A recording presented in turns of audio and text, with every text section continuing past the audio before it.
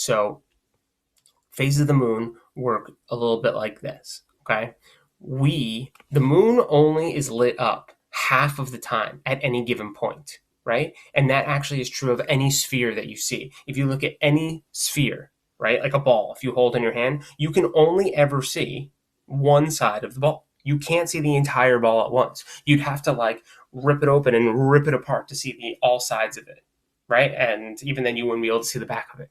So that's how any sphere works. So the sphere that is the moon that's orbiting around us is only ever lit up half of the time. I mean, same with the Earth, by the way. The Earth is only ever lit up half of the time. So half of it is daytime, half of it is nighttime. And the moon experiences the same thing.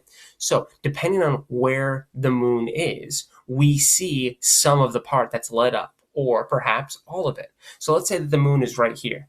If the moon is right here, the sun's rays are on the opposite side over here. So because of that, for us, it's totally dark. So we call that the new moon. As it starts to move over this way, you see this orange line that comes down here?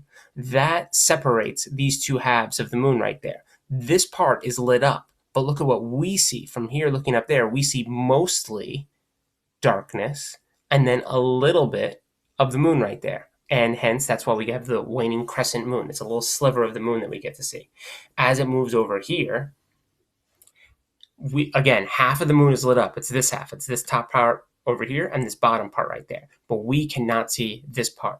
We can see the orange part here and this white part. So to us, it looks like half of the moon is lit up. So that's why it's not called the half moon. It's called the quarter moon. And that'll be the first time that happens. As it continues to move over here, it starts to get bigger and bigger. It's almost full. So this is called the waxing gibbous. Waxing is like if you were to clean your car, waxing it, it becomes cleaner over time. So it's almost like wiping away the darkness on here. It would be like wiping away the dirt. And that's one way you can remember that it's gradually getting brighter. And then here we have the full moon. So the entire side of the moon that's lit up, we see that entire side during this time.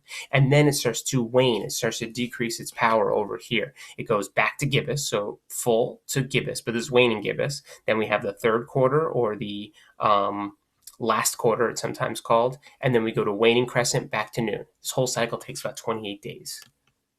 So here we can see just what I was talking about again, the phase of the moon as it moves over around us, as it orbits around us, we see different amounts, and you can see over here the perspective. So at this point, we see only a quarter of it. At this point, we only see half of it. So just imagine if you're here looking that way, that's your perspective. That's what you see.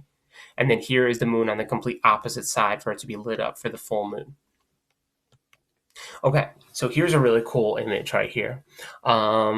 Is this image real? Is it possible? I'm assuming that by me asking you this, you kind of already have a guess as to what the answer is.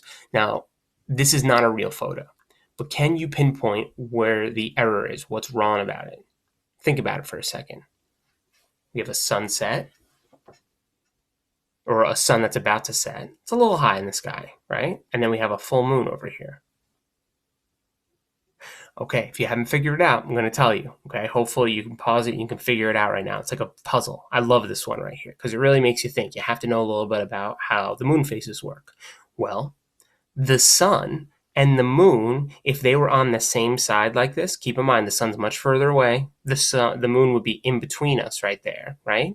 This could happen, except for the fact that the backside of the moon should be lit up if the sun is over there. So this should be the new moon.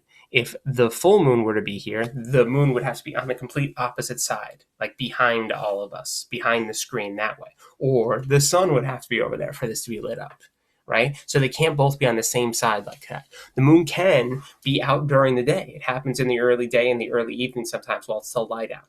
But it cannot happen in this particular way. Okay. Before we move along, I'd like for you to pause this and follow the directions right here, unless you did this in class. Draw a picture of you. Here's you. For some reason, he only has one leg. Standing on the moon. This is an expertly drawn moon, surface of the moon right there. Looking up, and here are all the stars there. And I want you to see Earth in the night sky. Now, when you draw it, I don't want you to draw the word Earth. I want you to draw a representation of Earth, right? So please do that. And when you're ready, unpause. So I'm going to count to 5. Okay, I'm going to unpause. I trust that you actually drew the image, like I said. And the question is, did you draw a full Earth?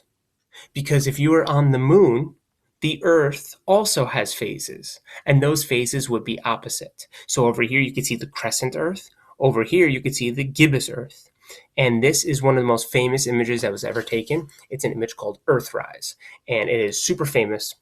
The reason for that is that it's the first time that so many people saw a picture of Earth. And there's a famous quote that says, "We went to the moon and we discovered Earth." And when you look down, you can see that you can't notice any boundaries. You don't see those invisible lines that separate the different countries and the states from each other, right? You just see one planet.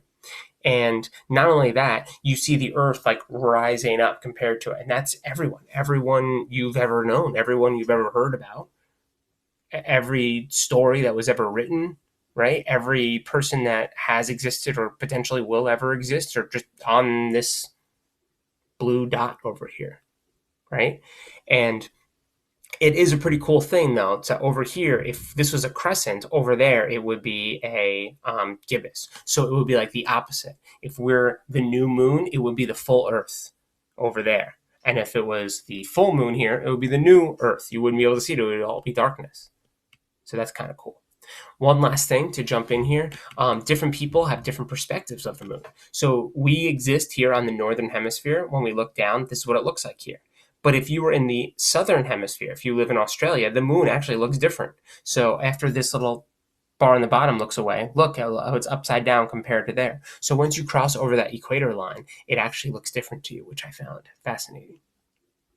And there is a video here that's going to explain why do we only see one side of the moon. In short, it has to do with something called tidal locking. Basically what happens is that the moon's period of rotation is equal to its period of revolution. I'm going to say that again. The amount of time that it takes to rotate once is 28 days. It spins around once on its axis, 28 days. The amount of time it takes for it to move, revolve, I'll use my water bottle, revolve around the Earth is 28 days. It's the exact same thing. So as it spins, it also turns. So you only see one side of it the entire time. Sometimes they call it the dark side of the moon. All that means is that we'll never be able to see what that side of the moon is unless we send a satellite to the opposite side to take pictures, which I believe that we have done. It looks pretty similar to the other side. But yeah, that's basically the explanation for it. So remember, a year is just how long it takes to revolve around something. So a year on the moon is equal to 28 days. A day on the moon, how long does it take to rotate once? That's really what a day is 28 days. So its year is equal to its day.